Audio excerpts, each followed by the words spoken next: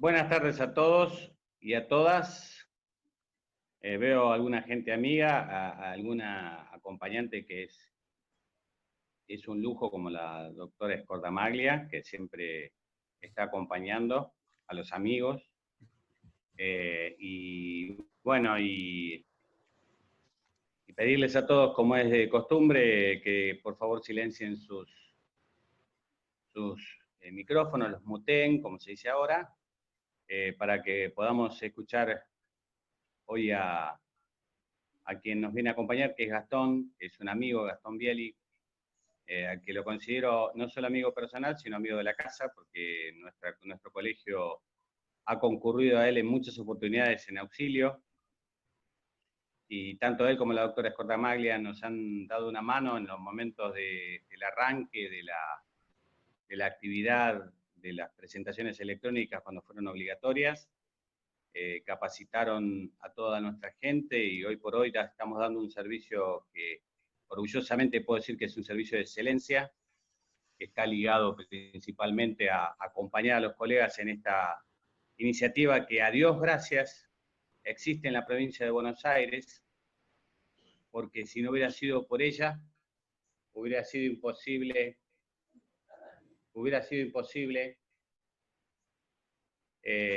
llegar a tener por lo menos algún tipo de actividad judicial en estos días.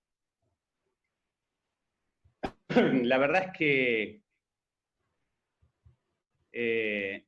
lo que fue un proyecto donde algunos pocos mentores, algunas pocas cabezas se sentaron a proyectar, donde quizás en la cabecera estuviera el amigo Mateo Laborde, pero que conformó una comisión de administración administración de justicia, no, de sistemas informáticos, de presentaciones, del Colegio de Abogados de la provincia de Buenos Aires, donde tuvo un papel destacado Gastón, que fue uno de los que junto con otros colegas de distintas jurisdicciones proyectaron y programaron y trabajaron fuertemente para que este sistema que hoy todos conocemos pudiera estar en funcionamiento. No fue fácil, la tarea complicó bastante, hubo resistencia de ambos lados, tanto de la misma justicia como de los abogados. Debo admitirme uno de los más resistentes en lo personal, no en lo institucional, pero sí me costaba entender esta nueva lógica del ejercicio profesional. Una lógica que vino para quedarse. Entonces hoy me presento, quizás no todos me conozcan, soy Jorge Frega, soy presidente del Colegio de Abogados de Morón. Me acompaña el doctor Jorge Rossi, que es encargado de comunicación académica y difusión académica, y creemos que tenemos que difundir justamente esta actividad. Tenemos que no solamente tener un compromiso con los colegas para que puedan acceder a las herramientas necesarias para poder hacer presentaciones electrónicas, llevar expedientes digitales judiciales, sino empezar a creer que este esquema no solamente vino para quedarse, sino para seguirse modificando. Esto es algo dinámico, esto es algo que debe ser dinámico, porque si se transforma en algo estático, es un retroceso. Por eso, esto debe venir de la mano de una modificación del Código Procesal Civil y Comercial, y además, en lo que interesa a lo que hoy nos viene a comentar y a transmitir con su última obra, Gastón, que recomiendo, ya me prometió que iba a donar un libro para la biblioteca del colegio, así que va a haber una obra seguramente en nuestra biblioteca, como siempre. Y en esta nueva lógica que el Código Civil y Comercial nos trajo, donde hoy justamente se hablaba de las mediaciones, se decía, no, las mediaciones no presenciales. Y alguien corregía con razón, sí, porque hoy el Código Civil y Comercial dice que son presenciales todos aquellos medios donde ambas partes tienen inmediatez en la comunicación. O sea que hoy esta charla que estamos teniendo es una charla presencial en ese sentido, porque ustedes me pueden escuchar, porque si abrimos la comunicación ustedes también pueden hablar conmigo, y por lo tanto la presencialidad ya no se puede entender como que nos podamos tocar, que nos podamos abrazar. Esa es una forma de presencialidad. Hoy nuestro Código Civil y Comercial dice que la presencialidad es que ambos podamos interactuar simultáneamente. Entonces, aquellos medios que nos permiten como esto, interactuar directamente, de forma segura, evidentemente son una lógica que nosotros desconocíamos, porque para nosotros estaba la carta, a lo sumo el teléfono, como una gran innovación el fax, y hoy tenemos nuevos métodos, nuevas formas, hoy tenemos instrumentos, como por ejemplo para saber si el oficial notificador está notificando realmente donde dice que está notificando, entonces puede emitir un documento certificado de que estuvo en ese lugar, a qué hora y en qué lugar, y ese documento puede ir directamente al juzgado y el juzgado puede certificar que la persona que dijo estar en el lugar donde dijo estar estaba y que un testigo pudo estar en tal lugar y estuvo. ¿Sí? Entonces, todos estos medios que son superadores de una tecnología que fue novedosa en su momento, que es el papel fue novedoso, el papel fue una innovación tecnológica importantísima, pero hoy ya estamos en la etapa de superarlo.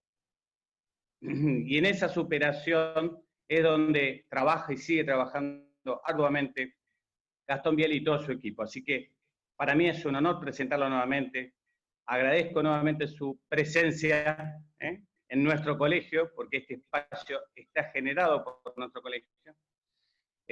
Y le doy la bienvenida nuevamente y espero que todos nos volquemos a entender que ya no hay que firmar más hológrafamente, que ya tenemos la firma digital, que además el Colegio de la Provincia de Buenos Aires y por ende los colegios locales somos autoridad de registro de firma digital, con lo cual esto nos permite avanzar y darle a los colegas un servicio más, que es la de certificación de sus firmas a los fines de instrumentar los contratos o las demás cuestiones que hoy nos va a explicar un poco Gastón.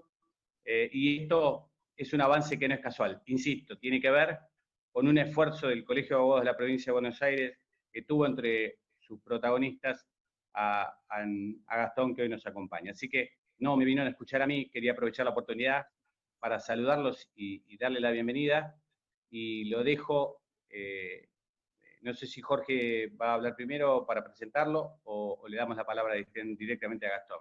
Muchas gracias.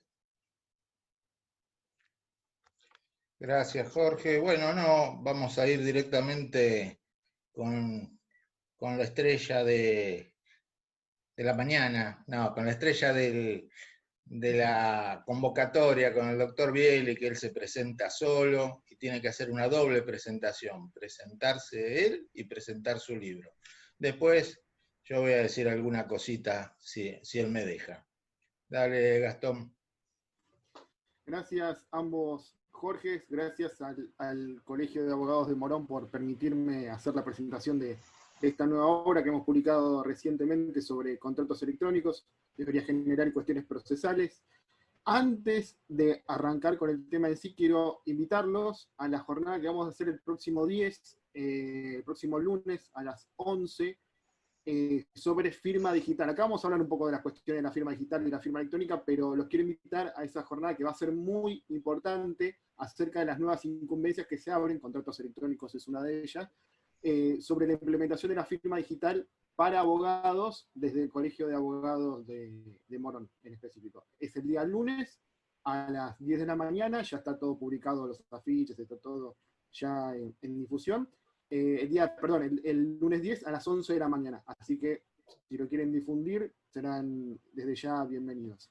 Bueno, procedo a compartir la pantalla, así nos metemos ya al fondo de la cuestión en sí. Si me dan un segundo.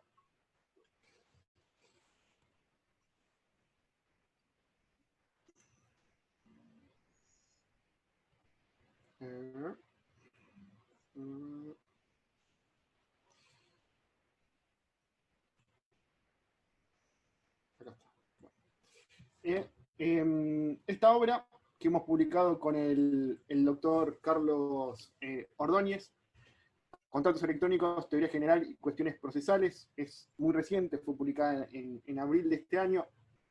Solamente voy a hacer las aclaraciones de rigor para que sepan de qué se trata y después ya vamos a la capacitación en sí. ¿Sobre qué temas tratamos en la misma? ¿Qué capítulos contiene? Acá para que puedan ver el índice y, bueno, obviamente si les parece interesante me lo harán saber o no. Introducción, nociones técnicas preliminares, el documento electrónico en la contratación electrónica, el contrato electrónico desde una perspectiva general, el concepto del contrato electrónico, los elementos que hacen a su conformación, la forma del contrato electrónico. Esto es algo que acá lo vamos a ver en la clase de hoy, cómo se expande la temática de la forma según nuestro Código Civil y Comercial en la contratación electrónica, datos personales, términos y condiciones de uso de las plataformas contractuales y políticas de privacidad, formación del consentimiento electrónico, esto es algo que cambia mucho en lo que es en el esquema soporte papel, jurisdicción y derecho aplicable a la contratación electrónica, otros aspectos procesales que hacen más que nada relativos a la cuestión del proceso judicial en sí, responsabilidad precontractual, cumplimiento, ejecución del contrato electrónico y extinción. Ya después, en un apartado más práctico, ¿no? A mí siempre me gusta bajar el contenido a tierra, no me gusta ser muy teórico, por más que hay alguna terminología que así lo requiera. Tenemos vías comunes de contratación electrónica, donde ya hablamos de correos electrónicos, mensajería instantánea, el EDI, el intercambio de data interchange, o algunas de las cuestiones que vamos a hablar hoy, smart contracts, los terceros de confianza. Bueno, los medios de pago electrónico, algo que también vamos a hablar un poquito hoy, por ejemplo, las billeteras virtuales, Mercado Pago, etcétera. El comercio electrónico, los contratos electrónicos de consumo, algo en lo que se ha especializado, lo debo reconocer, es un excelente capítulo que ha escrito el doctor Ordóñez. Plataformas de compra-venta, no hace falta que mencione, ya he dicho cuáles son las más conocidas, redes sociales y contratos electrónicos, que bien se pueden celebrar mediante dichos canales, blockchain y contratos legales inteligentes, un poquito lo vamos a ver hoy, y después, por supuesto, el anexo normativo. Es un libro muy completo, creo que para el que está en la temática, y es algo que los abogados van a tener que empezar a asesorar a partir de esta nueva incumbencia que se abre con el empleo de la firma digital, para todos, porque la firma digital la vamos a tener todos los que estamos matriculados en provincia de Buenos Aires. Colpro va a ser la autoridad de registro más grande del país, eso es una gran verdad. Es una incumbencia que, por supuesto, el abogado tiene que tener ciertos conocimientos para poder asesorar al respecto, ¿no? En los contratos te ponen ciertas cláusulas, hace poco, por ejemplo, con la nueva ley de alquileres, el tema del domicilio electrónico constituido, se ponen ciertas cláusulas aclaratorias sobre la modalidad de soporte digital en específico. No es que se redacte un contrato de locación, un boleto de compraventa de la misma forma que es en el soporte de papel al formato electrónico. Y eso es lo que nosotros hemos querido difundir, capacitar a través de esta obra que hemos publicado, que bueno, en el IAPI, en el Instituto Argentino de Derecho Procesal Informático, pueden ver mucha información al respecto sobre la misma. Ahí también está puesto el índice para el que lo quiera ojear un poco en la parte de obras.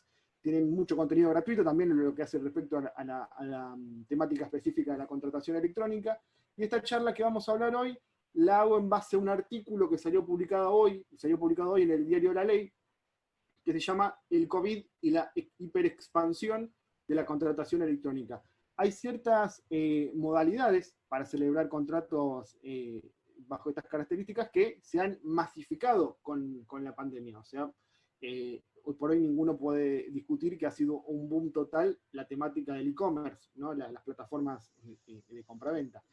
Esto lo abarcamos tanto de la relación business to business, o sea, relación empresa a empresa, que rige lo que es el Código Civil y Comercial, como también en las relaciones de consumo, cuando hay un consumidor en el medio que contrata con alguien que se dedica, tiene una habitualidad, por ejemplo, a realizar la venta de bienes, se formaliza el contrato de consumo, como aplica la Ley de Defensa del Consumidor. Así que este artículo ya está publicado en el IAPI para que lo puedan leer de forma íntegra y puedan también ver, puedan ampliar las concepciones que hoy por hoy, por una cuestión de tiempo, no me voy a poder extender mucho en la capacitación de hoy.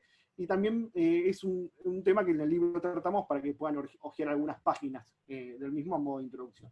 Bueno, aclarado esto, le voy a ceder la palabra al doctor Jorge Rossi, que él va a hacer la parte general, por así decirlo, y yo después me voy a retomar con la temática de las nuevas modalidades de contratación electrónica. Hago una aclaración solamente, estoy con grupo electrógeno y estoy con datos del celular. O sea, si en algún momento desaparezco, bueno, ténganme piedad porque el servicio de Edenor acá está cortado, ya bastante esfuerzo tuve que hacer para diagramar todo esto, con el grupo electrógeno cargando nafta y comprando los gigas necesarios para que pueda dar esta capacitación en el celular. Así que bueno, les agradezco y tengan ese piedad.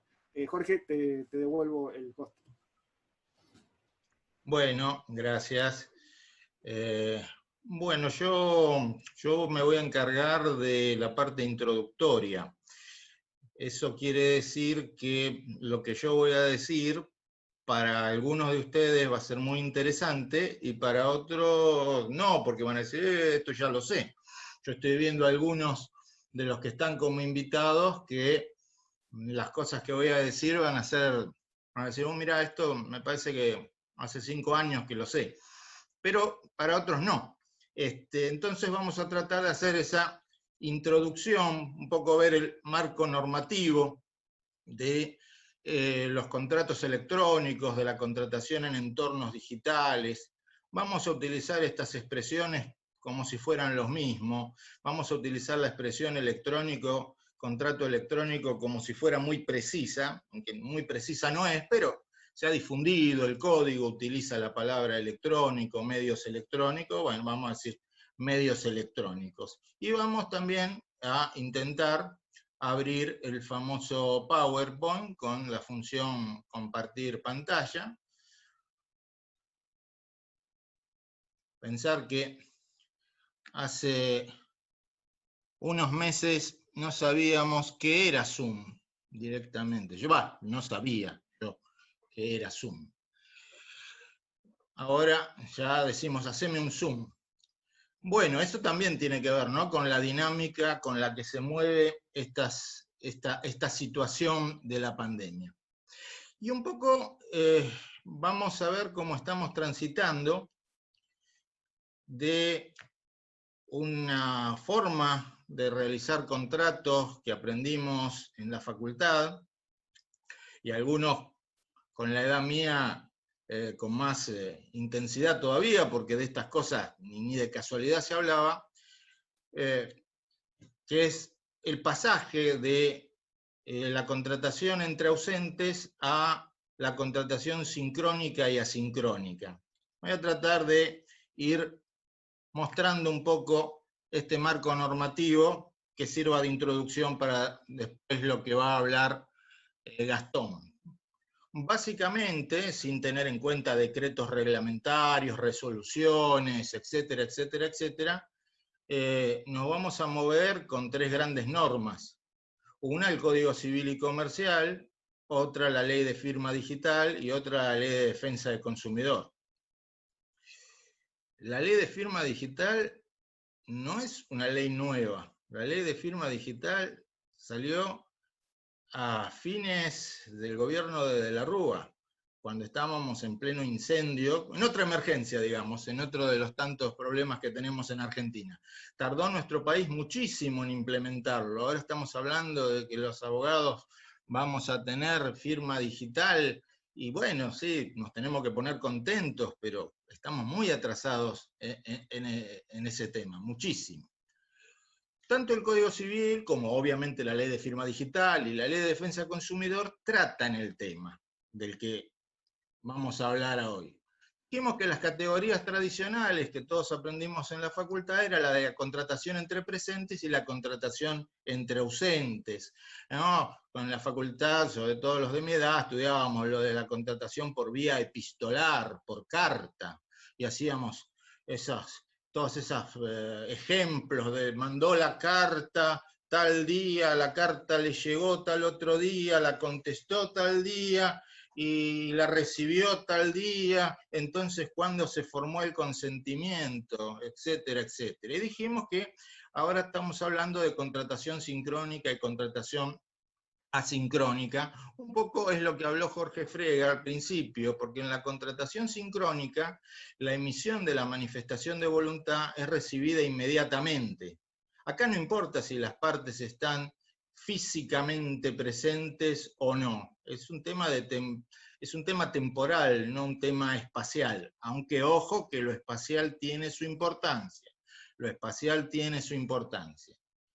En cambio, en la contratación asincrónica, la emisión de la manifestación de voluntad es recibida inmediatamente. O sea, en un momento se hace la oferta, pero no es para utilizar una expresión técnica, la oferta es emitida en un momento y no es recibida simultáneamente. Puede ser recibida minutos después, horas después o días después. Por ejemplo, cuando se manda un mail, para tomar un caso, ¿no? Antes dábamos el ejemplo del fax, que ya pasó a la arqueología prácticamente, salvo para algunos casos muy raros. Ahora bien, dijimos que en la contratación sincrónica hay una cuestión de inmediatez temporal. La emisión de la manifestación de la voluntad y la recepción se dan simultáneamente. Por ejemplo, si estuviéramos contratando por Zoom o por Skype o por Duo o por cualquier sistema de videollamada, o si lo estuviéramos haciendo por teléfono, tampoco hay que ser tan ultra tecnológico. El tema es que en estos casos uno podría decir, bueno, la contratación sincrónica es análoga a la contratación entre presentes, y la contratación asincrónica, o sea, cuando las partes no están en relación de inmediatez temporal, es análoga a la contratación entre ausentes. No es exactamente análoga. ¿Por qué?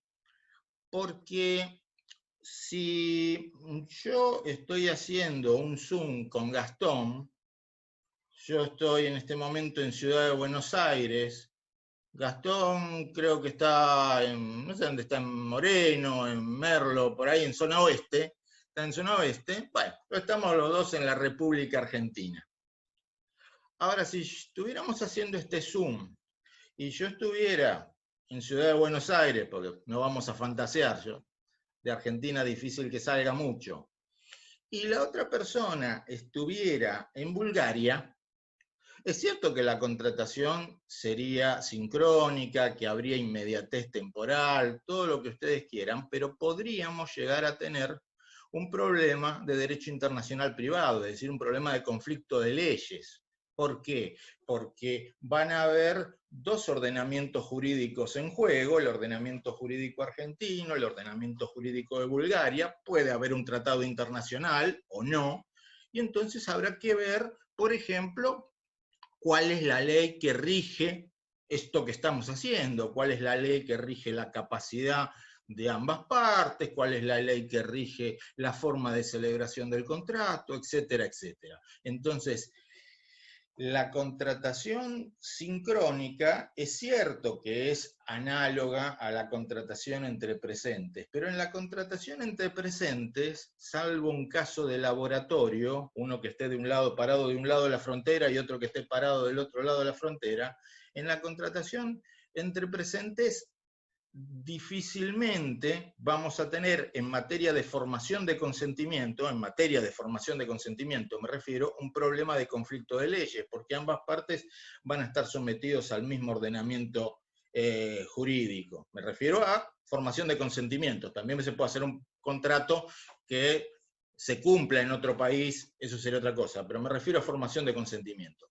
En cambio, en la contratación sincrónica puede darse esto. En Argentina hubo algunos ejemplos, por ejemplo, valga la redundancia, ante posibles o eventuales incumplimientos de empresas que prestan, vamos a decirlo así, amplios servicios turísticos, como el caso de Espegar. Hay un fallo muy interesante que fue analizado en la Cámara Nacional en lo comercial, donde, entre otras cosas, se discutió cuál era la ley aplicable, porque el demandado era Despegar, la parte actora era de Argentina, y entonces hubo que analizar, entre otras cuestiones, la ley aplicable, teniendo en cuenta que Despegar planteaba que no tenía su sede acá, en la República Argentina.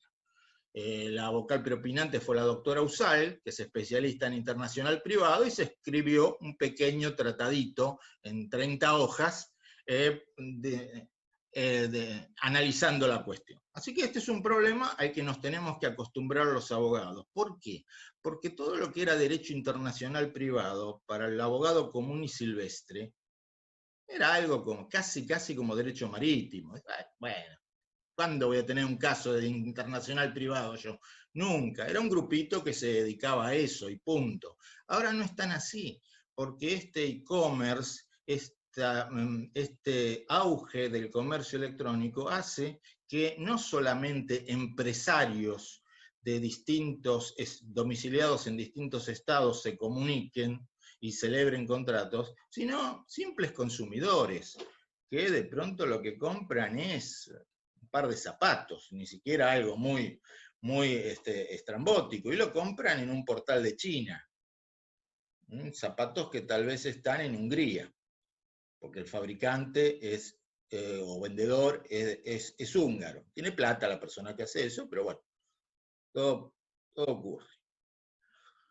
Entonces, el nuevo código, y esto lo mencionó Jorge Frega, trata el tema en la parte general de contratos, y por ejemplo, en el artículo 974, nos dice: la oferta hecha a una persona presente o la formulada por un medio de comunicación instantáneo, acá está la parte sincrónica, sin fijación de plazo, solo puede ser aceptada inmediatamente. Este es uno de los artículos donde el Código Civil y Comercial se ocupa de este tema. Así medio de pasada. El Código, ya se lo habrán dicho muchos, no se destaca por ser muy sistemático, prácticamente en nada. En esto tampoco, para variar. Entonces, por ejemplo, ustedes van a encontrar que en materia de contratos electrónicos, objeto del libro de Gastón, que él, entre otros temas, trata la teoría general o intenta esbozar una teoría general, ustedes van a encontrar que la parte general de contratos, valga la redundancia, no regula, por lo menos no regula sistemáticamente los contratos electrónicos. No, vamos a tener algunos artículos de la parte general del Código Civil que tratan el tema de los medios electrónicos, y vamos a ver que algunos pocos artículos referidos expresamente a contratos electrónicos están dentro de la parte de contratos de consumo del Código Civil y Comercial.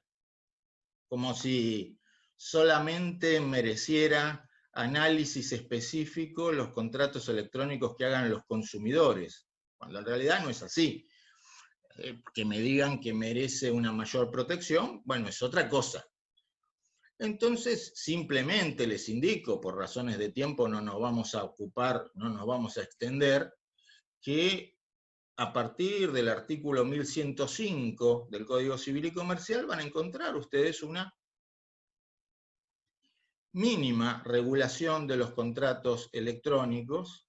Van a encontrar ustedes que en estos contratos electrónicos existe como regla general el derecho de revocación o derecho de retracto. Compro el par de zapatos a través de un intercambio de mail o cliqueando en la página del vendedor o del portal. Después me mandan los zapatos y los zapatos no me gustaron, o el color no era tan lindo como se veía en la imagen, o lo que sea, y yo tengo 10 días para devolverlo. 10 días sin necesidad de dar ningún tipo de explicación, y es una cláusula de orden público. Una cosa que nos tenemos que sacar de la cabeza, los que ya tenemos determinada edad, es asimilar escritura con papel. Esto ya Viele está podrido de escuchar eso. Pero él es joven, yo soy viejo. Entonces, el nuevo código tiene varios artículos interesantes al respecto. Por ejemplo, el artículo 1106, que está en la parte de contratos de consumo, dice, siempre que en este código o en leyes especiales se exija que el contrato conste por escrito, esto está relacionado con el tema de la prueba de la que va a hablar Gastón, este requisito, el requisito de escritura, se debe entender satisfecho si el contrato con el consumidor o usuario contiene un soporte electrónico u otra tecnología similar. O sea, no asimilemos, hablando de similar, no asimilemos escrito con papel. Nunca está de más repetirlo. Y en materia de contratos electrónicos, el Código Civil y Comercial en materia de contratos de consumo plantea un deber de información agravado. O sea, en todos los contratos de consumo, el proveedor tiene deber de información, o para ser más técnico, para que no se me enojen los amigos consumidoristas, en toda relación de consumo, el proveedor tiene un deber de información, informar en forma clara, veraz y gratuita todas las características del bien o servicio sobre el cual se esté consultando. Pero acá, en materia de contratación electrónica, y por el hecho de la novedad y de la dificultad que tiene la contratación electrónica para la mayoría de nosotros, hay un deber de información agravado o reforzado. El proveedor debe informar al consumidor, además del contenido mínimo del contrato y la facultad de revocar, tiene que informar también todos los datos necesarios para utilizar correctamente el medio elegido, o sea, cómo comprás por Mercado Libre, cómo comprás por Despegar, cómo comprás por el portal del proveedor, cómo es, para comprender los riesgos derivados de su empleo y para tener absolutamente claro quién asume esos riesgos. No me voy a meter mucho con este artículo 1107 que da para hablar bastante más, pero la regla es que los riesgos los va a asumir el proveedor, que es el que está ofreciendo ese medio de comercialización, no el consumidor, que es el que no es el creador ni el desarrollador, ni mucho menos un profesional en la materia. Hay también en materia de contratos electrónicos de consumo una regla específica en materia del lugar de cumplimiento. Se considera el lugar de cumplimiento aquel en el que el consumidor recibió o debió recibir la prestación. Acá el legislador partió de una base probablemente errónea. Partió de la base de que el consumidor siempre va a recibir la prestación en su domicilio o en un lugar cercano a su domicilio. Fíjense que este artículo 1109 establece que ese lugar, el lugar donde el consumidor recibió o debió recibir la prestación, donde me tenían que entregar la heladera, por ejemplo, que compré le compré a Garbarino en el hot sale, ese lugar fija la jurisdicción aplicable y la cláusula de prórroga se tiene por no escrita. Entonces, bueno, esto protege al consumidor. Pero, por ejemplo, hubo un fallo, que después les pasaré, donde, ¿cuál era el incumplimiento? El incumplimiento era de un contrato de alojamiento turístico. ¿Dónde iba a recibir la prestación el consumidor que había hecho el contrato por medios electrónicos? Y lo iba a recibir en Mendoza, porque ahí se iba a alojar ese consumidor, que era de provincia de Buenos Aires, creo, o de Ciudad de Buenos Aires. Entonces, por este 1109, ¿cuál era el juez competente? El de Mendoza.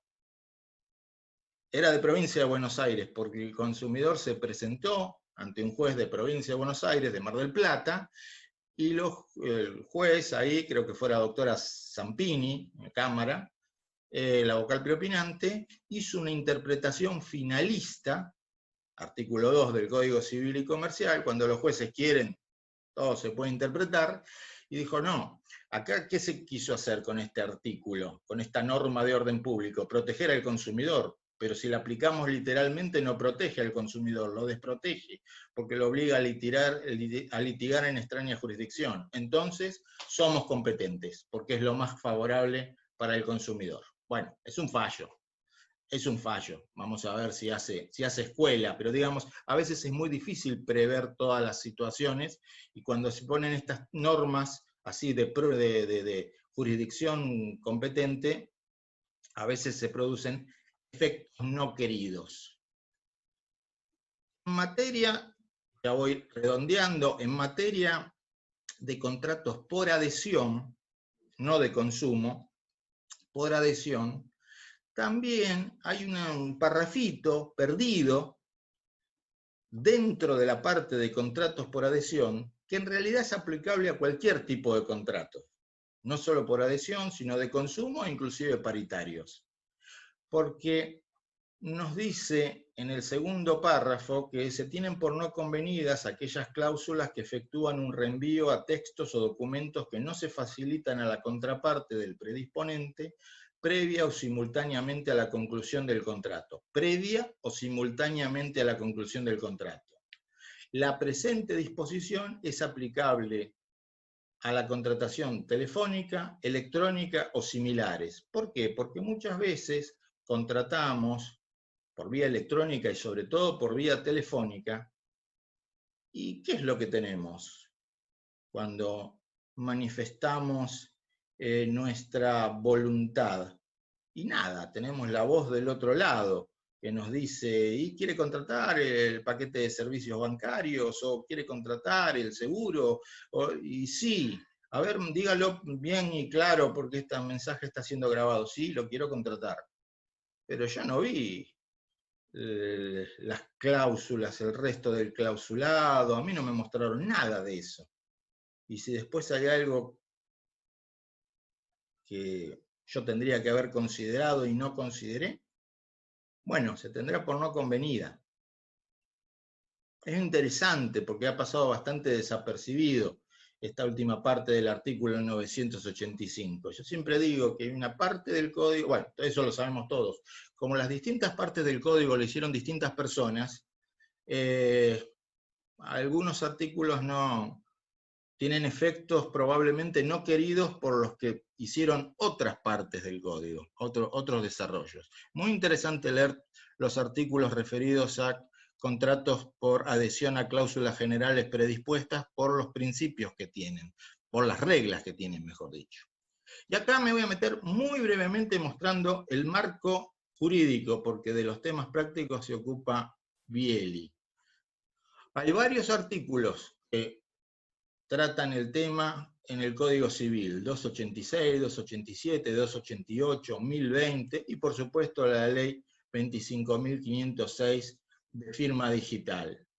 Lo que me interesa es que tengamos en cuenta que así como el concepto de escritura ha cambiado profundamente, el concepto de instrumento ha cambiado profundamente. Desde hace varios años, pero nos cuesta meterlo en la cabeza. Pensamos en instrumento y pensamos en un papelito, sobre todo los abogados, pensamos en un papelito. ¿Se acuerdan del principio de prueba por escrito del viejo código? Ahora se llama principio de prueba instrumental y no es un mero cambio de nombre, sino que tiene un significado muy importante. Principio de prueba instrumental, nos dice el artículo 1020, será cualquier instrumento que emane de la otra parte, no dice firmado, cualquier instrumento que emane de la otra parte, de su causante o de parte interesada en el asunto, que haga verosímil la existencia del contrato. Primero que no dice firmado, después dice instrumento, ¿verdad? Bueno, está bien. Y el artículo 287 nos dice cuáles son los instrumentos privados y particulares no firmados. Si no están firmados los instrumentos se llaman instrumentos particulares, digamos así, o instrumentos particulares no firmados, pero lo que me interesa es la segunda parte del 287, que la jurisprudencia ya de la época de Vélez Sarsfield le había dado un poco de entidad a esto, pero ahora lo dice con claridad. Instrumentos particulares no firmados. ¿Qué son los instrumentos particulares no firmados? Y no es solamente un ticket. Dice, esta categoría comprende todo escrito no firmado, entre otros los impresos, y acá viene lo interesante, los registros visuales o auditivos de cosas o hechos, y cualquiera que sea el medio empleado, los registros de la palabra y de información. O sea, miren ustedes el concepto de instrumento, qué recepción tiene en el Código Civil. Entonces, cuando hablamos de principio de prueba instrumental, podemos estar hablando de un archivo de video, podemos estar hablando de un archivo de audio, por mencionar tantas cosas. Podemos estar hablando de un mail, para bajarlo un poco, que no tenga firma digital, un mail común y corriente. Y por último, ya lo dejo a Gastón, para no hacerlo demasiado largo, de vuelta, el tema de la expresión escrita en el artículo 286, excepto en los casos que determinada instrumentación sea impuesta, la expresión escrita puede hacerse constar en cualquier soporte, siempre que su contenido sea representado con texto inteligible, aunque la lectura exija medios técnicos. Por ejemplo, un software que nos permita acceder a todo ese texto que estaba puesto en lenguaje binario, por decir así. Y esto está en conexión con el artículo 6 de la ley de firma digital. Lo último, ya lo dejo a Gastón, el artículo 288, que nos habla del concepto de firma, nos dice, entre otras cosas, que en los instrumentos generados por medios electrónicos, el requisito de la firma de una persona queda satisfecho si se utiliza una firma digital que asegure indubitablemente la autoría e integridad del instrumento. Esto está absolutamente relacionado con los requisitos que impone la ley de firma digital para que, justamente, y valga la redundancia, una firma sea digital y no electrónica, y tiene una enorme importancia en materia probatoria. Dicho esto, de manera introductoria y como para hacer un pantallazo, y espero que a los que no estén muy informatizados esto les haya servido, y a los que están muy informatizados esto no les haya resultado muy aburrido, lo paso al doctor Gastón Bieli para que ahí sí desasne a todo el mundo, incluido a mí. Después, si quieren, contestaremos, si quieren, o si tienen ganas, o si quedó alguna duda, contestaremos alguna pregunta. Gastón, todo tuyo. Espera que me dejo de compartir pantalla. Sí. Ahí está. Genial, Jorge, dijiste todo lo que yo quería que dijeras, lo explicaste perfectamente. A modo para redondear, y ya paso a la parte un poco más práctica. Cuando nosotros hablamos de materia de contratación electrónica, hay que tener en cuenta el esquema normativo, como bien dijo Jorge. El artículo 2651, la autonomía de la voluntad de las partes. El artículo 284, el principio de libertad de formas, ¿no? Eso es fundamental. Acá les estoy dando material para que el día de mañana puedan realizar cláusulas en futuros contratos electrónicos cuando les toque asesorar, que son cuestiones que las van a tener que consignar o por lo menos referir. El artículo 286, todo lo que es instrumento. El 288, la cuestión de la firma, no me quiero explayar porque esto lo vamos a ver in extenso en la clase del día lunes cuando hablemos propiamente de la firma digital. El artículo 319, que es por donde entra la firma electrónica, nuestro entramado normativo, la ley 25506 de firma digital y la 24240 por supuesto, de defensa del consumidor. Ese es el esquema primordial, un marco normativo primordial para hablar de contratación electrónica, tanto en lo que respecta a lo que es empresa a empresa, o particular, o lo que es business to consumer, o sea, empresa a consumidor. Aplica ese marco normativo con sus diferentes reglas, ¿no? Por supuesto, pero engloba a ambos casos. Bueno, paso a la diapositiva nuevamente. Esperan un segundo, ya comparto la pantalla. Genial. Desde la diapositiva. Bueno, imagino que se ve bien. Si alguien no llega a visualizar, me lo hace saber, por favor.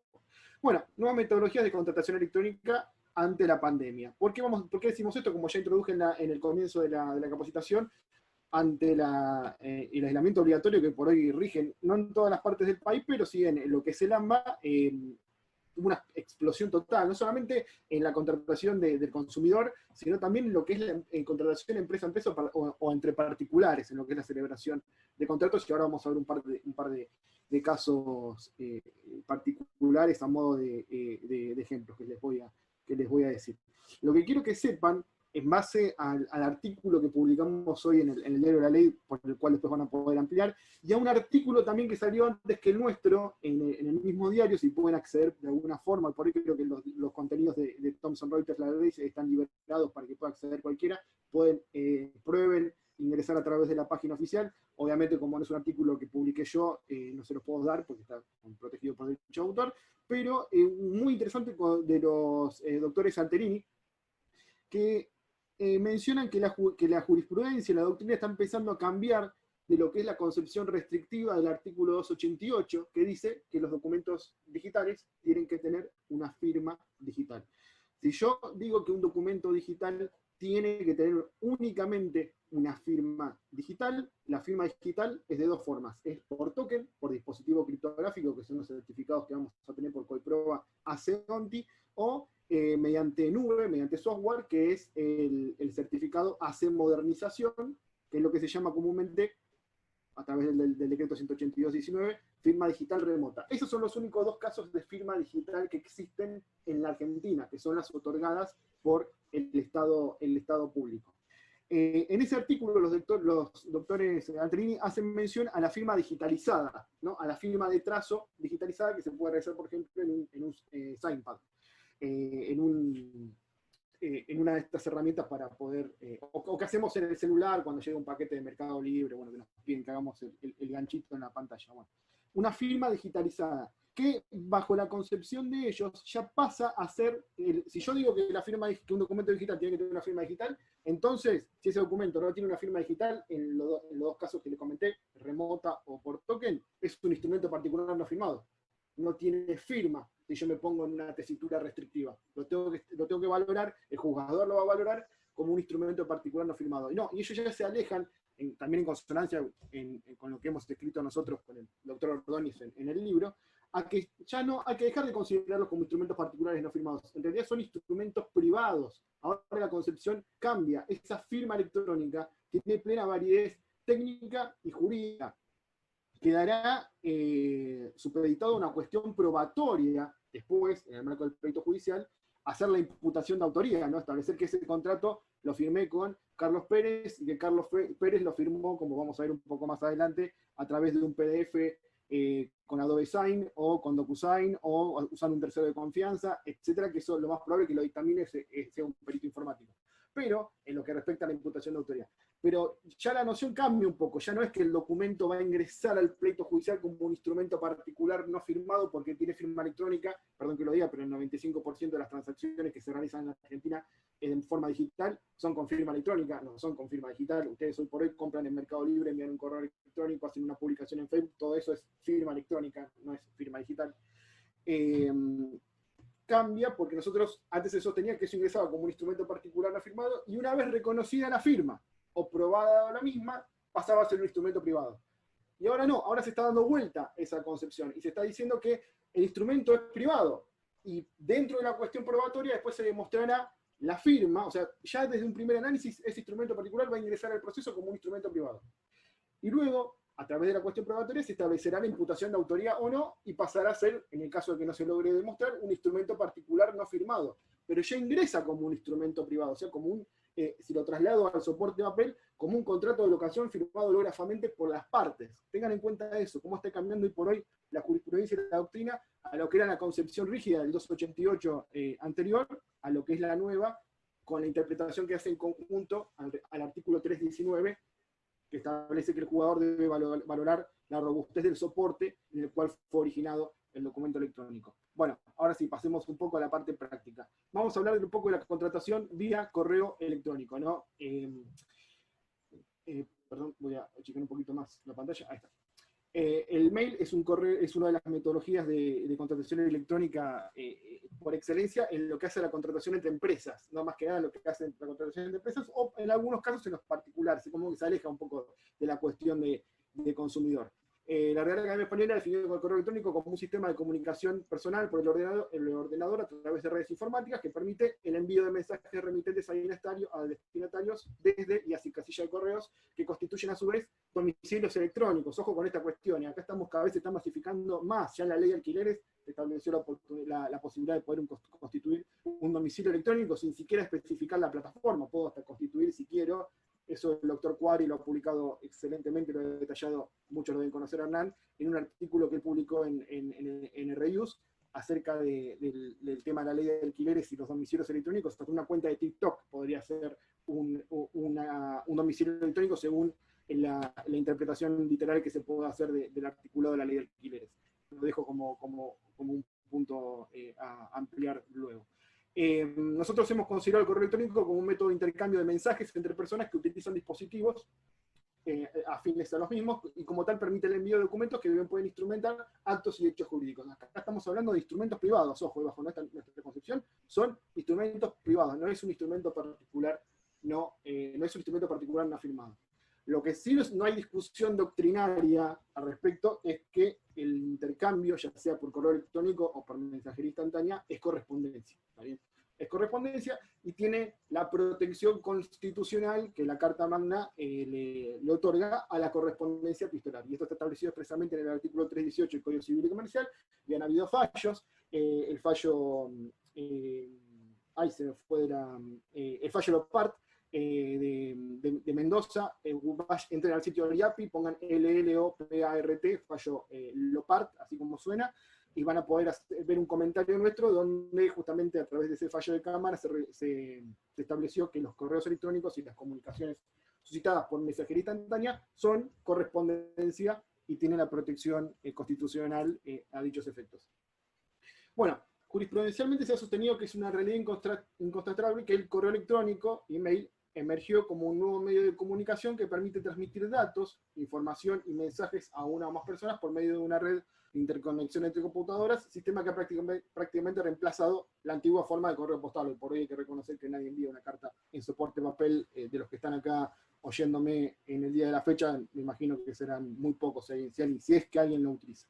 Cámara Nacional Comercial, Sala A, fallo del 2008, Vázquez Walter con Pomeranec. También lo pueden buscar en Google, que está hasta comentado este fallo. Bueno, ¿y cómo yo puedo enviar un contrato electrónico a través de un correo, ¿no?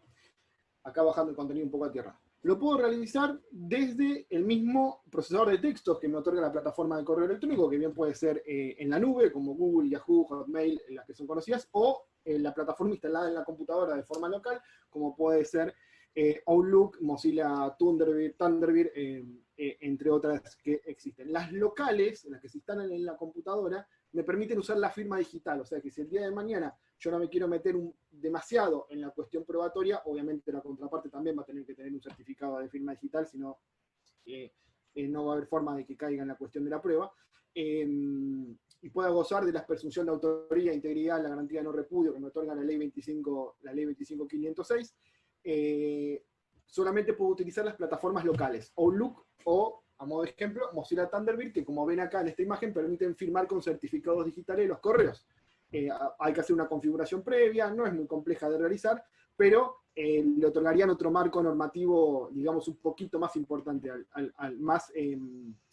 más fácil de probar, más que más importante, más fácil de probar, más resuelto en lo que es la cuestión probatoria, se utiliza un certificado de firma digital. De todas formas, como le dije, es muy raro que vayan a tener un cliente que utilice certificado digital, a menos que sean abogados puramente corporativos. Pero pueden escribir el texto del contrato con todas las cláusulas en el procesador de textos del correo, o también pueden remitirlo como adjunto PDF. Después vamos a ver un poco más adelante cómo se utiliza Adobe Sign, que es una metodología por excelencia. El doctor Andrés Piesorovsky, que está acá presente en la charla, él evangeliza sobre Adobe Sign a través de sus videos de YouTube. Les recomiendo que lo sigan en su canal. Si querés, Andrés, poner en el chat tu apellido, porque la verdad que si me lo pongo a deletrear voy a estar hasta pasado mañana. Es complejo. Bueno, ¿qué pasa con el tema de los correos electrónicos? Porque como bien dijo el doctor Rossi, hay un tema cuando se forma el consentimiento, ¿no? O sea, el lapso de tiempo que se sucede. ¿Por qué? Porque hay muchos autores, más que nada en la jurisprudencia, perdón, en la doctrina española, que equiparan a todo lo que es contratación electrónica como contratación donde el consentimiento se forma de manera instantánea. O sea, no hay muy poco lapso para hacer lo que el Código Civil establece, la posibilidad de retractación de la oferta de la aceptación. O sea, hay poco tiempo. Si yo envío un mensaje de WhatsApp, la otra parte casi no estudia lo que yo estoy enviando en el contenido del contrato, que puede ser un contrato formal con cláusulas completas, como no, puede ser, mirá, te quiero comprar el auto, bueno, dale, hagámoslo. Pasa muy poco tiempo, entonces es como que se asemeja mucho a la contratación instantánea. Y esto tiene una vuelta en lo que es derecho del consumidor, porque justamente en la normativa del consumidor se establece un plazo como posibilidad de retractación que viene a chocar un poco con la velocidad que se produce la contratación electrónica, que bueno, eso lo dejaremos para alguna capacitación más adelante donde podamos indagar a fondo sobre este tema. Bueno, lo que sí, que quede claro que tanto la oferta como la aceptación bien pueden ser generadas a través de un intercambio vía mail, y esto quiero que quede bien clarito. Bueno, mensajería instantánea, lo mismo, se aplica de forma muy similar el tema de la mensajería instantánea, por ejemplo, WhatsApp, como Telegram o cualquier otra de las plataformas que utilicen asiduamente. Algo que siempre aclaro, es en el marco de un marco conflictual que se suceda en relación al contrato electrónico, es muy fácil establecer la integridad del documento electrónico, es decir, que el mismo no ha sufrido modificaciones, que es original, no fue alterado, no fue falsificado. Eso es muy fácil, introduciéndolo conforme las metodologías que yo ya he capacitado acá en el Colegio de Morón infinidad de veces sobre cómo incorporar WhatsApp, correos al proceso civil. Me remito a esas capacitaciones. Es muy fácil establecer la integridad, es más difícil procurar la imputación de autoría, ¿no? O sea, alegar que ese documento electrónico, que ese contrato electrónico me lo envió Jorge con su firma electrónica. Eso es más complicado, hay que hacer toda una vuelta, rige el principio de redundancia probatoria, la parte tiene que hacer un mayor esfuerzo probatorio. ¿Por qué? Porque se aplican más que nada firmas electrónicas. Y en el caso de la firma electrónica corresponde a quien le invoca acreditar su validez, así lo establece expresamente el artículo 5 de la ley 25.506 de firma digital. Ahora, en el caso de la firma electrónica, en el caso de la firma digital, se invierte la carga de la prueba, ¿está bien? Si a mí Jorge me remite un correo electrónico con un adjunto PDF firmado digitalmente, en ese caso, si yo alego que esa es la firma digital de Jorge en el marco de un pleito judicial y Jorge la desconoce, es él que tiene que demostrar que no le corresponde la imputación de autoría.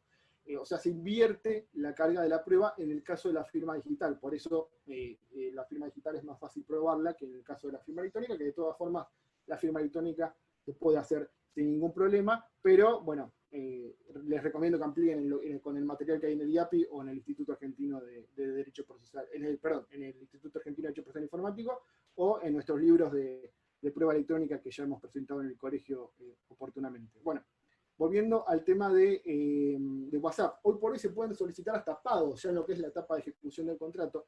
Dentro de poco WhatsApp va a habilitar una función para que yo pueda requerirle un pago, tras cual se utiliza hoy por hoy la plataforma Mercado Pago para el que lo use a través de un link, ¿no? O sea, yo envío el link, automáticamente sale la ventanita y la contraria me dice que, ya una vez celebrado el contrato, que proceda con el pago para luego ir con la entrega del bien, con la realización de la prestación o lo que fuere.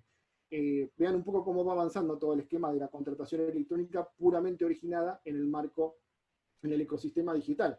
¿Por qué? Porque como bien decía Lorenzetti, el contrato electrónico puede generarse, o sea, puede celebrarse, puede perfeccionarse el consentimiento por vía electrónica y después la etapa ejecutiva se produce en el plano material, con la entrega del bien o con la prestación del servicio.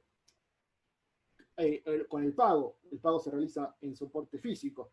También la contratación electrónica puede incluir que el pago se realice de forma electrónica, que la prestación de, por ejemplo, generar una página web se realice de forma electrónica. Eso lo vamos a ver después un poquito más adelante cuando hablemos de los smart contracts, ¿no? Que ese es el ejemplo que más se utiliza. Así que, bueno, para que vean un poco cómo se aplica el tema de la mensajería instantánea para la contratación electrónica. Después tenemos las plataformas de compraventa, que yo mucho no me voy a extender porque Jorge lo explicó excelentemente. Mercado Libre por hoy es un holding que contempla el mismo la plataforma Mercado Pago, Mercado Envíos. La entrega del bien se solicita por vía electrónica, todo lo que es publicidad, Mercado Shops, bueno, es un holding completo, es el ejemplo que más se utiliza con el caso de las plataformas de compra-venta. Hoy por hoy, OLX o antes, o de remate, bueno, que fue adquirida por Mercado Libre. Hay otras compañías que no tienen tanta trayectoria de reconocimiento como sí lo es esta, y también como de las diferentes modalidades que nos prestan a modo de integrar el contrato electrónico. Con las plataformas de compraventa se sucede una cuestión muy particular, que es que se celebran dos contratos. Cada usuario que ingresa a la misma celebra un contrato con la plataforma propiamente dicha y acepta todos sus términos y condiciones, y a su vez, una vez que se publica un bien o se adquiere un bien mediante la misma, se formaliza otro contrato con el comprador o con el vendedor. O sea, siempre van a haber dos contratos en forma simultánea, que rigen entre sí y cuyas cláusulas se combinan y deben ser interpretadas en forma íntegra. Esto es muy importante cuando les llegue un caso, un tema de consumidor, siempre tengan en consideración que está el contrato que se celebró en la parte contraria, y también está el contrato que oportunamente se generó con Mercado Libre. ¿A través de qué?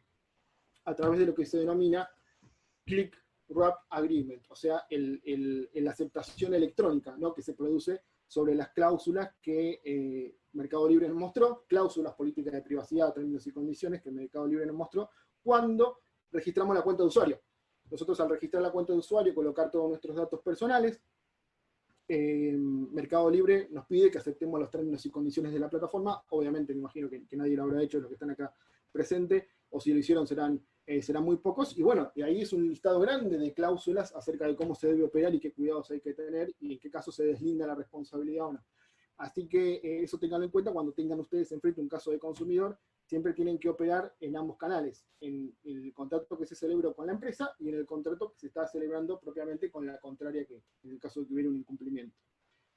Como pueden ver acá, cuando ustedes se registran, aceptan los términos y condiciones y la política de privacidad de la plataforma.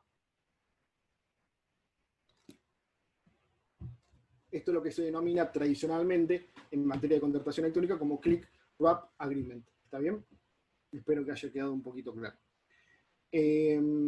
Pasemos a lo interesante de esta charla, porque hasta acá hablé sobre las metodologías tradicionales para la contratación electrónica. O sea, capaz estoy innovando en algunos términos, algunos artículos del código, pero son herramientas que ya se utilizan. Ahora vamos a avanzar un poco más allá. Vamos a hablar un poco de aquellas metodologías que no están masificadas en la práctica diaria. No, es muy difícil que a un abogado le llegue hoy por hoy un caso así, pero son los que se van a venir después. Por ejemplo, los terceros de confianza, ¿no? Los terceros de confianza, nosotros hemos publicado ya bastante sobre el término de los terceros de confianza, tanto en su materia como certificación de prueba electrónica, como en la modalidad de contratos electrónicos. Hay diferentes portales en la web que son ajenos a las partes y se encargan de proporcionar la tecnología y resguardar los documentos electrónicos, como bien puede ser un contrato,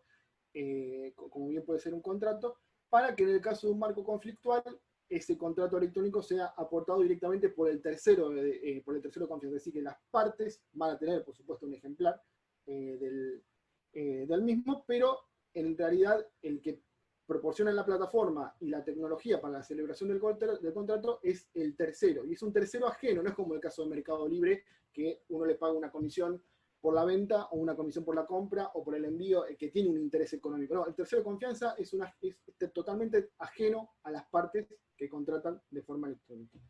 Nosotros lo hemos definido oportunamente como aquellos sistemas informáticos accesibles vía web, ya sean públicos o privados, que mediante la implementación de tecnologías como la firma electrónica, el sellado de tiempo, conexiones seguras y mecanismos de depósito electrónico, en forma conexa en atención a determinados estándares de seguridad, hacen las veces de certificadores y depositarios de documentos electrónicos, pasibles de atestiguar la ocurrencia de hechos o actos jurídicamente relevantes suscitados suscitados en el mundo virtual, y consecuentemente revestirlos del necesario valor probatorio a fin de eventualmente procurar ser introducidos como prueba instrumental, como bien explicó Jorge, a un proceso judicial.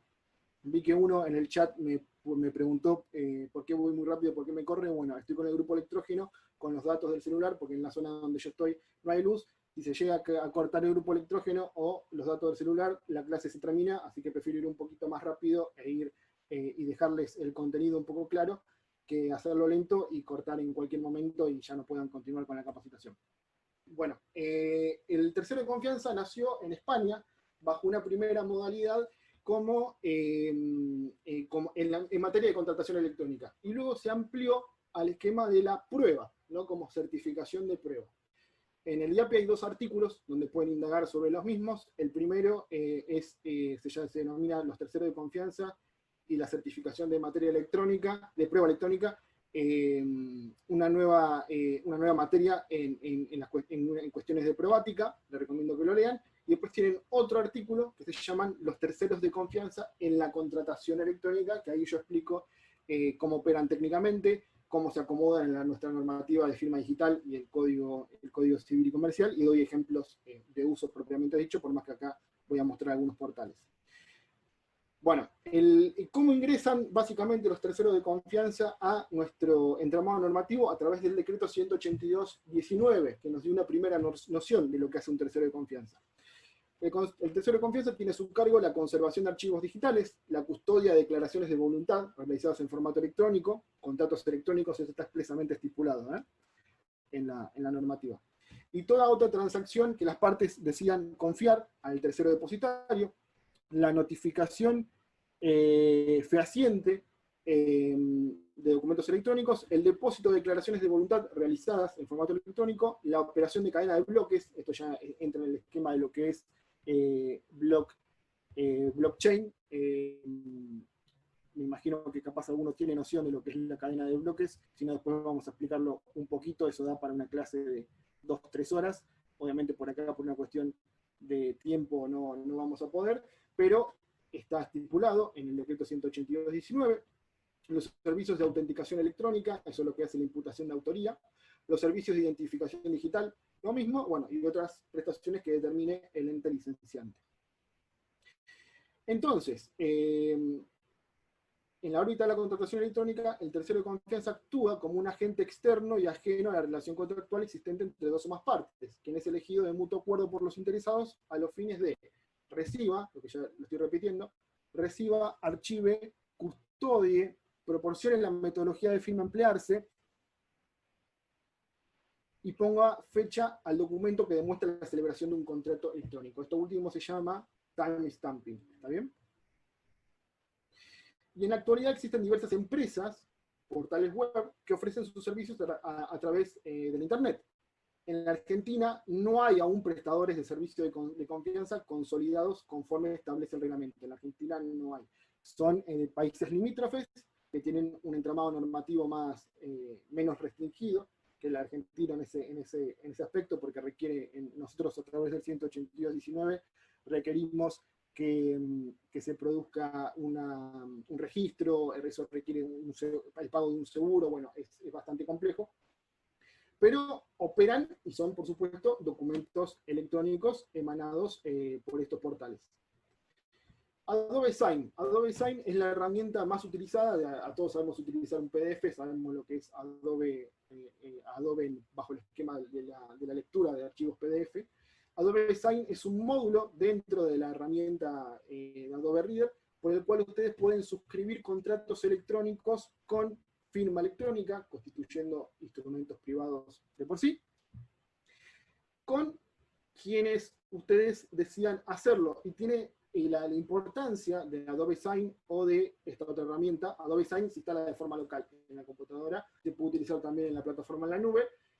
DocuSign es otra herramienta muy parecida, se utiliza solamente en la nube, por así decirlo, solamente en Internet.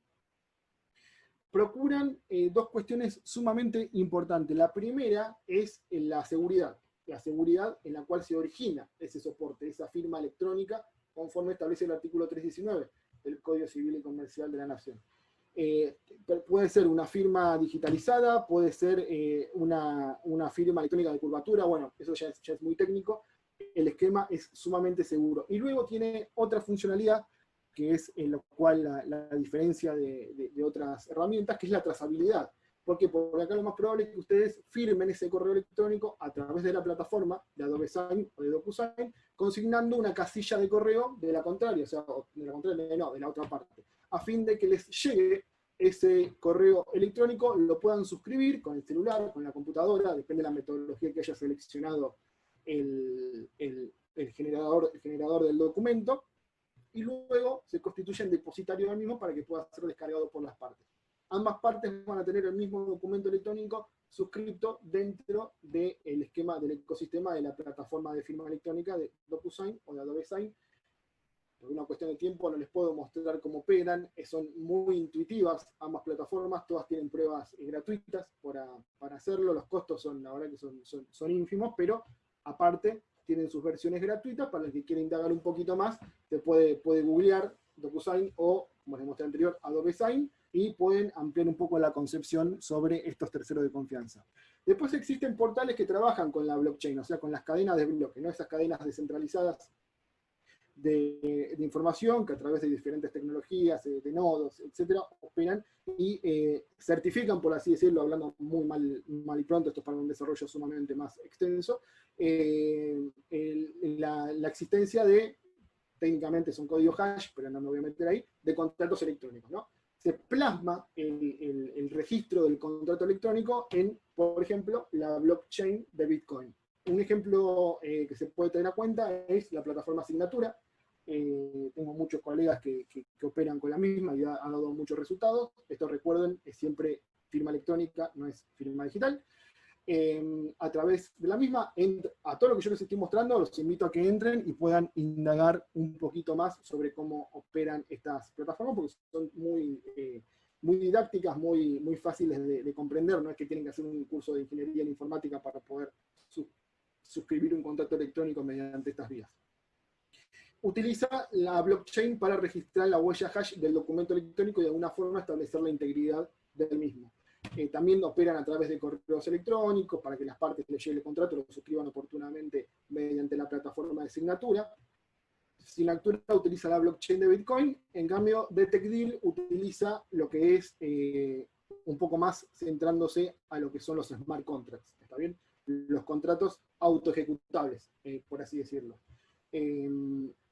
Acá se utiliza la blockchain de Ethereum y la billetera virtual de Ethereum, la moneda virtual que se aplica acá, el equivalente al Bitcoin, todos hemos escuchado alguna vez que es un Bitcoin, se llama Ether. Son contratos autoejecutables. Ahora más o menos vamos a hablar un poquito sobre los contratos, los smart contracts en sí, así que esto lo suspendo un poco y lo dejamos para más adelante. El tema de estas plataformas justamente. Bueno, dichos sistemas, los terceros de confianza, ¿no? Pese a no emplear conforme la concepción técnica normativa en nuestro país la tecnología de firma digital, de nuevo lo resumo nuevamente, no utilizan firma digital, es firma electrónica, proporcionan garantías de autenticidad e inalterabilidad sobre los documentos, proporcionando a su vez el necesario material probatorio, que es lo que importa, porque mientras no hay problema ante las partes, está perfecto, no importa, firma digital, firma electrónica, no hay un marco conflictual, todo el contrato se ejecutó, se cumplió y se finalizó de forma positiva, no hay problema. El tema es cuando se suscita el problema, cuando se origina un marco conflictual en relación a ese contrato electrónico. Entonces, ¿cómo yo introduzco el contrato al pleito? Ahí es cuando se origina el problema. Los terceros de confianza brindan documentos electrónicos, instrumentos privados, bajo mi concepción, procurando el necesario material probatorio a fin de ser inserto en el pleito para el caso de originarse un marco conflictual. Así que ténganlos en cuenta, visiten estas páginas. Les dije que Adobe Sign, DocuSign, Signatura, DetectDeal, ahora lo vamos a ver un poco, pero visítenlas porque son muy intuitivas y ustedes van a poder comprender, hay videos, hay instructivos, etcétera, cómo se produce una contratación electrónica mediante el empleo de un tercero de confianza. Bueno, pasemos ahora a los Smart Legal Contracts. Yo no le digo Smart Contract, como se conoce comúnmente, porque el Smart Contract es en sí un software, no es el contrato electrónico. ¿Está bien? El Smart Contract es el software existente detrás del contrato electrónico autoejecutable. Nancy Ford, un colega amigo de Bahía Blanca, que esto lo explica de forma excelente, él sostiene que hay que hacer una distinción entre un contrato electrónico, todos los que venimos hablando son contratos electrónicos, y un contrato inteligente, ¿no? Un contrato legal inteligente. En los contratos electrónicos el perfeccionamiento se logra por cualquier mecanismo tecnológico, pero su cumplimiento requiere de la participación de una de las partes desempeñando alguna actividad material, por ejemplo, la entrega del bien en esquema físico o el pago en soporte papel, por así decirlo, en billete. Por lo general los contratos electrónicos tienen algún esquema, siempre tienen algún esquema donde interviene alguna de las partes de forma física. En los smart contracts, en los contratos legales inteligentes, no. Es completamente virtual la cuestión. Se utiliza para determinados actos, pero tengo que reconocer que, por más que hoy por hoy no hay una plena masificación desde ya, cada vez van avanzando más y más sobre nuevas incumbencias. Como por ejemplo, cuando se compra un bien a través de un sitio web y este es enviado en físico a la persona que lo adquirió por la compañía vendedora, ahí tenemos un contrato electrónico, no tenemos un contrato inteligente, autoejecutable. ¿Está bien? En su primera concepción, Nick Szabo, un referente de la materia, fue el primero que escribió sobre los contratos inteligentes, estableció que un ejemplo, acá estamos, situémonos en 1996, ¿no? Un ejemplo rústico de contrato inteligente podía ser las máquinas expendedoras, ¿no? Por ejemplo, de una bebida. Yo ingreso determinado dinero, la máquina reconoce el monto que yo estoy ingresando y automáticamente me produce la entrega de un bien, como puede ser un paquete de galletitas, una bebida, etc. Es decir, que en una parte de ese contrato no hubo intervención humana. No hubo la intervención del ser humano, se autoejecutó. Hoy por hoy esa concepción ha sido mucho más ampliada a través del uso de diversas herramientas como la cadena de bloques, como la blockchain. Las diferencias son dos. Los contratos legales inteligentes se ejecutan a sí mismos y no requieren la participación física de alguna de las partes. En la práctica, ¿para qué se utilizan más? Se utilizan más que nada en todo lo que es prestación de servicios o adquisición de bienes inmateriales, adquisición de bienes que tienen su origen en soporte digital, como puede ser, no sé, un libro en formato PDF. En esos casos se utilizan los Smart Legal Contracts. Y a diferencia de los otros contratos electrónicos, el contrato inteligente tiene un lenguaje propio de programación. Tradicionalmente el más usado se llama el lenguaje Solidity, que como ven todo esto ya es puramente programación en sí. Para entender esto sí es necesario tener un posgrado en ingeniería, no para comprender, o sea, la parte de generación del contrato, pero sí para, si uno quiere indagar un poco más sobre cómo se produce esa programación y las responsabilidades que le caben a la persona que fue quien programó el contrato, sí es necesario tener un poco más de conocimiento técnico. Si ustedes entran a la plataforma de DetectDeal, van a ver que generar el contrato es muy fácil. Es muy fácil generar el contrato. Y todo lo que hay atrás es esto, es lenguaje de programación y código informático.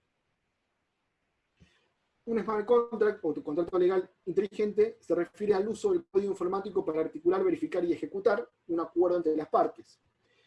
Mientras que el contrato habitual está redactado mediante el lenguaje natural, los términos de un contrato legal inteligente se expresan en código informático como si un script de autoejecución se tratara. De ahí que digamos que es software, ¿está bien? Todo esto son programas, son software. Hace poco el doctor Navarro, en el Colegio de Abogados de Morón, él introdujo su experiencia con la celebración de un contrato plasmado en la blockchain, un boleto de compraventa sobre un terreno que se encontraba en la provincia de San Luis. Fue una clase excelente total, como lo ejemplificó, como utilizó la plataforma de asignatura para celebrar el contrato entre ambas partes. Yo lo que les quiero decir es que no estoy hablando acá de cosas que van a pasar dentro de 10 años, sino que cosas que, por más que en menor sintonía que lo que es una plataforma de compraventa, como puede ser Mercado Libre, se sucede la contratación electrónica, son cosas que en la actualidad están pasando. Existe la blockchain federal argentina, donde podría el día de mañana registrarse calles de contratos electrónicos. Bueno, volviendo al tema. Como consecuencia de las concepciones esbozadas, podemos afirmar que dicha expresión implica la utilización de un software o de un código informático para la creación, perfeccionamiento y ejecución de las obligaciones respectivas entre las partes, siendo esto lo principal, la autoejecución del contrato electrónico. La creación, el perfeccionamiento se puede dar en un contrato electrónico normal, en Mercado Libre. Ahora, la autoejecución en base a un código informático, no, eso ya es propio de un contrato legal inteligente. Bueno, el tema de que, ¿por qué? Porque muchos autores hacen esa diferenciación. Contrato legal inteligente es la definición teórica de derecho, ¿está bien? Smart contract, como muchos les van a comentar, como muchos les pueden llegar a acercar a ustedes el conocimiento, en realidad es el software, es el programa que está atrás del contrato redactado, ¿está bien? Eso es el software, la parte del backend se llama, lo que está atrás de la plataforma. En derecho, lo que a nosotros nos interesa es el contrato legal inteligente, ¿está bien? El Smart Legal Contract, como así lo han llamado en la doctrina española. Bueno, y en la definición más apropiada que yo he encontrado sobre un contrato legal inteligente, no es mía, nunca me gusta robarme definiciones que yo no he proporcionado, es de Tur Fernández, un autor español, que dice que son aquellos contratos celebrados a través de una página web accesible para las partes, cuya forma está constituida por la interfaz de usuario de la aplicación externa y uno o varios programas autoejecutables. Ese es el Smart Contract. Residentes en la cadena de bloques, puede ser la blockchain, más que nada se utiliza la blockchain de Ethereum, con capacidad para interactuar recíprocamente con dicha interfaz. ¿Está bien? Esa es la definición que más complementaria encontré sobre los contratos legales inteligentes. ¿Y cómo emplean la cadena de bloques, la blockchain, los contratos legales inteligentes? Bueno, registran que un determinado usuario se compromete de forma pública, aunque preservando su identidad, es decir, que todos los nodos que forman parte de esa blockchain, todas las computadoras que están registradas en esa blockchain, si la blockchain es pública y descentralizada, cualquiera de los que me están oyendo acá a mí pueden formar parte de esa blockchain como algún tipo de certificación, que es lo que hacen ustedes sobre el contenido que existe en esa cadena de bloques. Es mucho más técnico, pero yo se los trato de bajar lo más posible a tierra. Se puede establecer que un determinado usuario se comprometió de forma pública, porque todas las computadoras van a saber que un usuario se comprometió, pero siempre preservando su identidad, el objeto del contrato y la causa, a efectuar una prestación en favor de otro usuario de la plataforma, si se verifica el cumplimiento de una condición predeterminada, y que normalmente es otra prestación que corresponde realizar este último usuario, que por lo general, como les comenté, va a ser la prestación de un servicio. Bueno, es necesario aclarar que cuando un contrato es registrado en la blockchain, la prestación a ser cumplida ya no puede ser modificada. Esto es uno de los principios basales en la utilización de cadena de bloques, que es la integridad de la cadena. ¿Por qué? Porque ese contrato queda registrado en todas las computadoras, está mal dicho computadoras, son nodos en sí, pero se los bajo a tierra. En todas las computadoras que integran esa blockchain, ese contrato queda registrado. Está bien, queda registrado en cada una de esas computadoras de forma separada, el mismo idéntico contrato.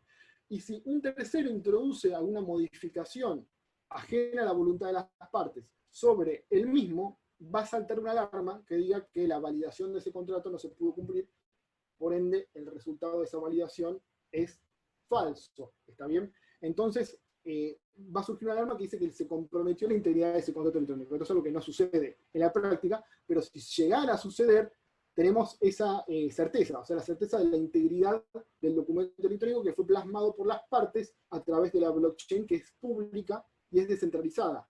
Al revés del tercero de confianza, que el tercero de confianza es una empresa privada que aloja el contrato electrónico mayormente dentro de sus servidores propios y privados. Acá no. Acá estamos hablando de una cadena de bloques descentralizadas. Acá, como ven, son todos dispositivos los que están conectados entre sí, y cada dispositivo tiene una copia exacta de ese contrato electrónico. De nuevo, conocimiento, se lo estoy bajando sumamente a tierra, es mucho más técnico, pero se los trato de bajar lo más que puedo para que lo puedan comprender. Entonces se puede dar esa gran integridad, mucho mayor que lo que es la presunción de integridad de la firma digital desde ya.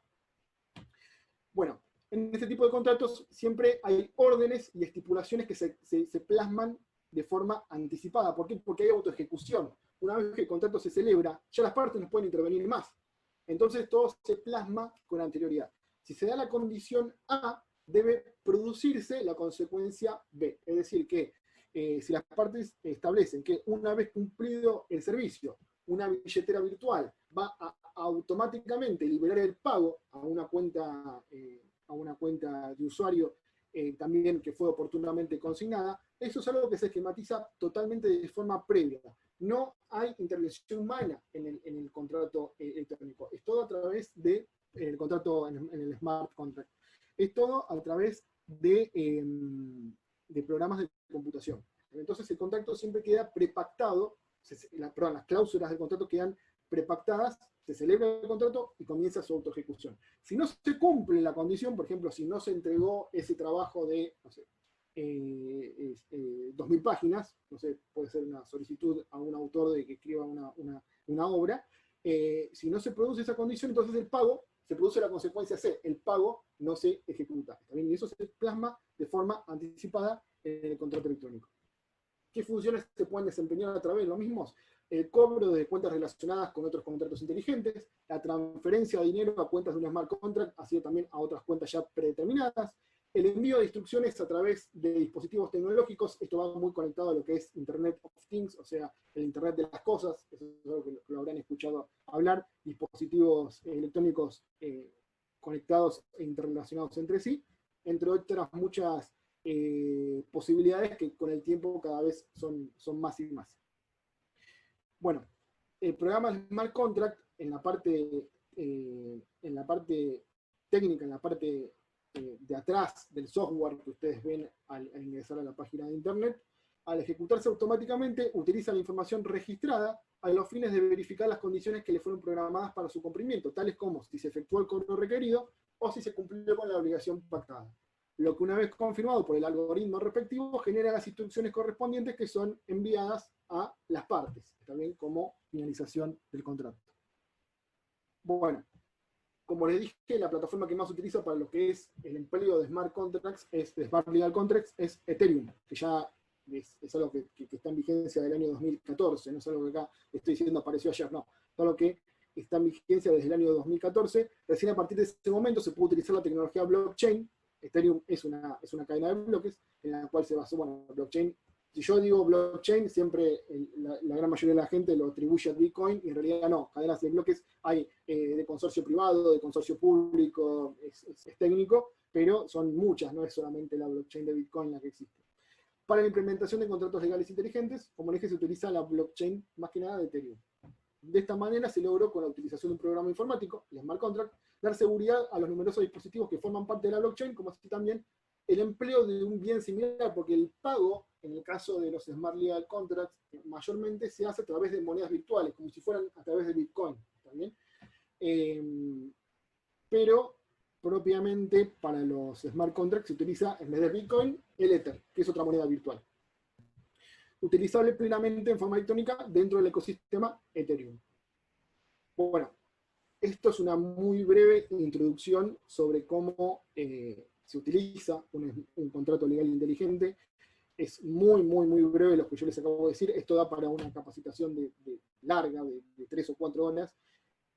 Acá esto estoy intentando de acomodarlo lo más posible a una charla de una hora.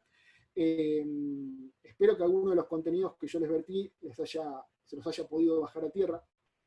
Sé que más que nada lo que es terceros de confianza y contratos legales inteligentes, la cuestión es muy técnica, pero de nuevo, les digo, nosotros en el libro lo que hacemos es bajar todo ese contenido a tierra para que sea comprensible por el lector. Si ustedes me dicen, Gastón, hoy por hoy puedo celebrar un contrato electrónico mediante un tercero de confianza, sí, y va a tener plena validez jurídica. ¿Puedo realizar algún contrato electrónico a través de una plataforma que genere contratos legales inteligentes? Sí, también se puede hacer. Ahí sí van a tener que requerir, en el caso del tercero de confianza no, pero en el caso del contrato legal inteligente van a tener que requerir un poco más de conocimiento técnico sobre la materia. No es una cuestión de hacer un posgrado de ingeniería aparte, pero sí van a requerir un poco más de conocimiento técnico. De todas formas, es sumamente alcanzable y eso es lo que hemos querido hacer en nuestra obra, bajar todas, o sea, dejando la teoría de lado, que la teoría desde ya cualquier abogado la puede analizar y la puede emplear en su praxis diaria, la teoría, sino lo que es más complejo es la parte técnica, ¿no?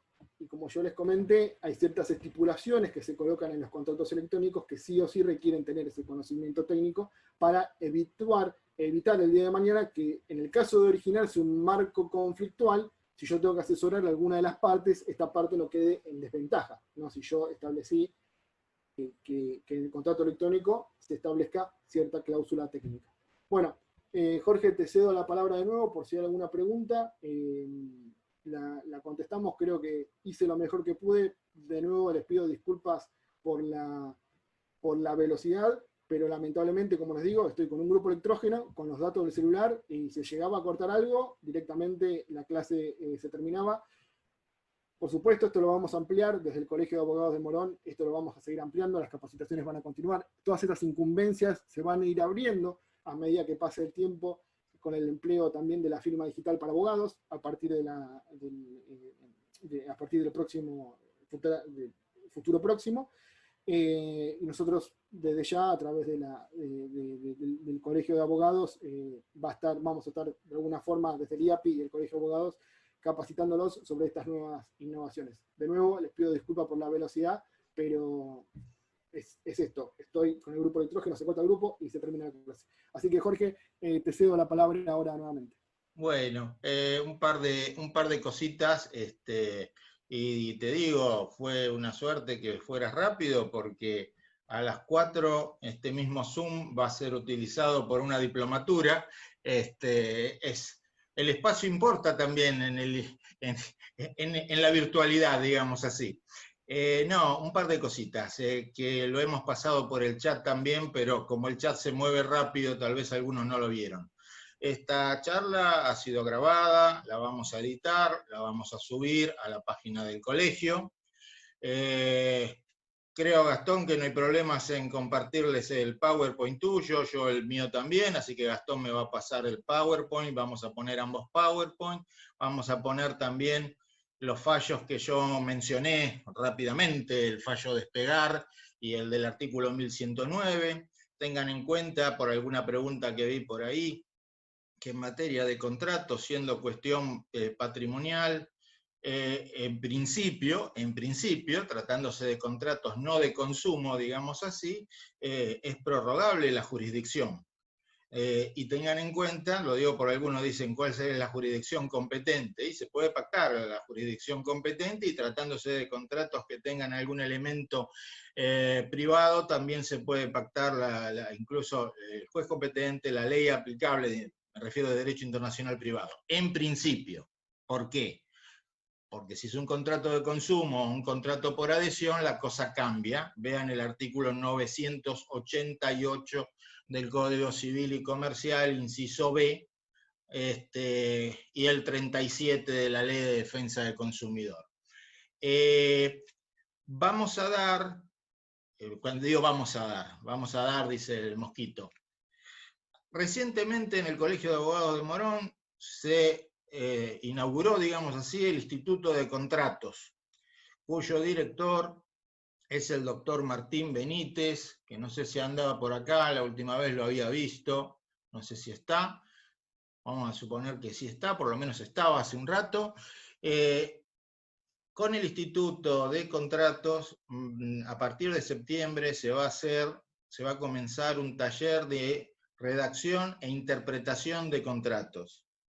No es solamente de contratos electrónicos, redacción e interpretación de contratos. En alguna de esas reuniones también va tocar este tema de los contratos electrónicos o la contratación electrónica, que toca muchos temas, toca temas de contratos, temas de consumidor, y como decía por ahí un doctor, el doctor Forti, creo, espero no estar diciendo, sí, Forti, ahí está el apellido, sí, tenemos que trabajar, en el sentido de tenemos que trabajar con los programadores, tenemos que entender ese lenguaje, entenderlo por lo menos, no ser programadores, pero sí entender el lenguaje informático. Los abogados tenemos que ser muy interdisciplinarios, así como tenemos que entender un poco de medicina, para poder hacer temas de mala praxis, por ejemplo. Bueno, de esto tenemos que tener idea también. Por supuesto que lo que nos interesa a nosotros es el efecto jurídico, pero, por ejemplo, qué cosa interesante, y con esto quiero terminar, hace años, autores como Alchorrón, Buligin, Guibur, que hoy está viejito pero sigue trabajando, se metieron en este tema de lógica simbólica, de algoritmos. Guibur escribió hace 20 y pico de años un libro sobre informática jurídica, lo trataron como un delirante directamente, y ahora todas esas cosas que se trabajaban en esa época, y que decían, ¿para qué están escribiendo estos delirios?, cada vez son más utilizados, porque lo que hablaba Gastón cuando hablaba de los smart contracts y cuando hablaba de las instrucciones, bueno, los invito a que veamos el concepto de algoritmo. Ya ahora se habla de los algoritmos jurídicos, un tema muy interesante y un tema que tiene cosas fascinantes y cosas que pueden ser perturbadoras. El doctor... el doctor de... ¿Cómo se llama? El de la UCA, especialista en Derecho Informático, que también está en el diario. ¿Perdón? Granero, que escribió un artículo muy interesante sobre Smart Contract, daba un ejemplo de un Smart Contract que regulaba la compraventa de un automotor. Y una de las cláusulas autoejecutables era, no se pagaba la cuota, el auto no arrancaba. Tengan en cuenta que estamos hablando de autos que tienen cada vez más componentes electrónicos. Gastón hablaba hace un rato del Internet de las cosas. Y bueno, entonces el comprador no pagó la cuota. ¿Y cuál es la cláusula autoejecutable? O sea, no se transfirió el dinero a esa cuenta en tal fecha, se le anula el funcionamiento del vehículo. Cuando lo quiere arrancar, no anda.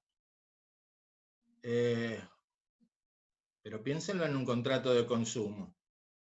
Es muy lindo todo este tema del autoejecutable, pero también puede dar miedo porque anda a discutir después, cuando tenés el auto sin poder funcionar, porque te enfrentás con algo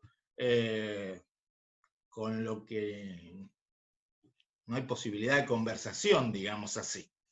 Las cláusulas autoejecutables y los contratos inteligentes, bueno, hay que pasarlo también por el tamiz del derecho del consumidor. Estamos en Argentina, estamos recién implementando la firma digital, imagínense, va así a los ponchazos, imagínense con estos temas. Pero todo avanza, y con la pandemia avanzó muchísimo, realmente muchísimo.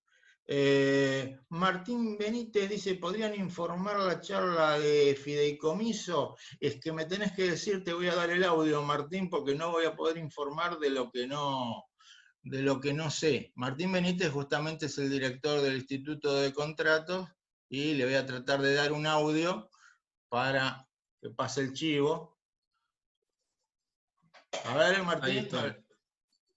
Bueno, Jorge, primero, la verdad un placer escucharte como siempre, lo mismo para el doctor Bieli, y acá también, yo también aprendo, digamos, todos aprendemos, porque la verdad que te altera mucho los conceptos tradicionales que traemos de la facultad. Yo me tomé el atrevimiento para ampliar la información que diste del curso de técnica de redacción, que antes de eso, el 14 de agosto, a las 17 horas, a través de la Comisión de Mesa de Trabajo, junto con el doctor Ferreira Moraes, en coordinación entre el Instituto de Derechos Reales y el de Contratos, vamos a dar una charla sobre, y el resto de los integrantes de los dos institutos, una charla sobre fideicomiso inmobiliario, con especial enfoque en el fideicomiso para la construcción. Así que, perdón que me tomé el atrevimiento, pero de paso aprovecho y paso la publicidad de esa charla también. Eso solo. Listo, gracias Martín. No, y además lo interesante es que, bueno, cuando uno habla de contrato electrónico, lo habla como si dijera contrato de alquiler, y no está más que mencionando una forma de contratación, una manera de contratar. Ese contrato de fideicomiso también se puede hacer por medios electrónicos, o una parte. Ferreira Moraes hizo un video sobre celebración de un boleto de compraventa por Zoom, distinto del que mencionó Gastón. O sea, esto está en la atmósfera y tenemos que conocerlo. Bueno, ahí dicen dónde puedo escribirme. Siempre pueden mandar un mail a académicos@camoron.org.ar. Ellos manejan todas las inscripciones. Si el evento figura en el calendario académico del sitio web del colegio, se anotan por ahí. Gente, les agradezco muchísimo la presencia. No lo veo a Gastón, tal vez se le cortó ya la batería, no lo encuentro. Les agradezco mucho la presencia. Yo ahora me tengo que ir al Zoom, me quedo sentado acá, apago este Zoom y arranco con la diplomatura en Seguros y Responsabilidad Civil, que veo que hay algún alumno dando vuelta por ahí que me está mirando. Y gracias, esto fue una introducción.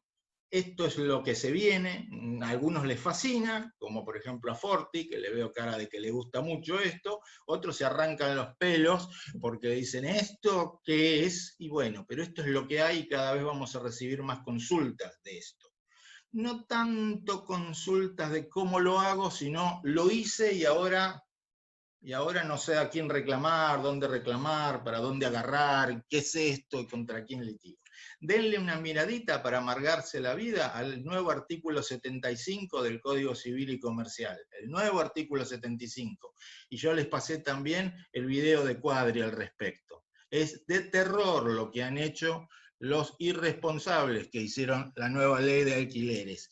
Después vamos a tener que los abogados y los jueces tratar de dibujar esto, porque como decía Gastón, literalmente hablando, un WhatsApp, un TikTok, una cuenta de Facebook puede llegar a pactarse como domicilio electrónico. Entonces me mandan un mensaje privado por Facebook y me notifican, me intiman supuestamente, fehacientemente, en delirio, de algo a los fines de un contrato. Por supuesto que esto va a traer terribles interpretaciones, porque ese artículo 75 hay que conciliarlo con otros cuantos artículos, algunos de los cuales mencioné yo en mi intervención, y vamos a tener los abogados para entretenernos, pero ni se imaginan cuánto.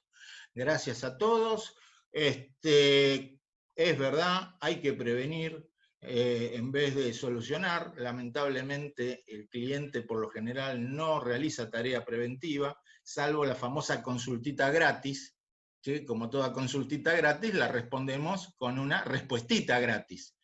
La consultita gratis que merece una respuestita gratis. La respuestita gratis por lo general no soluciona nada, porque uno ya está podrido de hacer respuestitas gratis.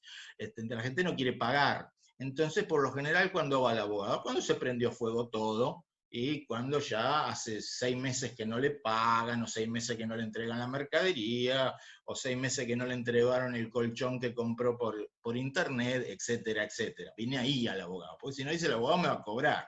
Y es lo mismo que hacíamos nosotros. Yo no voy al dentista hasta que la muela no se me está cayendo a pedazos, no me la pude sacar con una tenaza, voy al dentista. Bueno, prevención no tenemos mucha. Ojalá tengamos prevención algún día.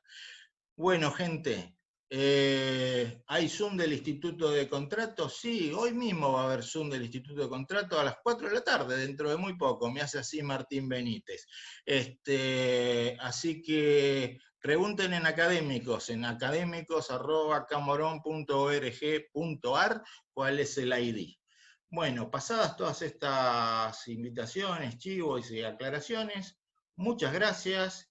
Nos vemos en una próxima y como siempre digo, el Zoom es cruel. Yo le meto finalizar y se cortó todo. No nos vamos despidiendo así con un fundido en negro. Adiós. Hasta luego.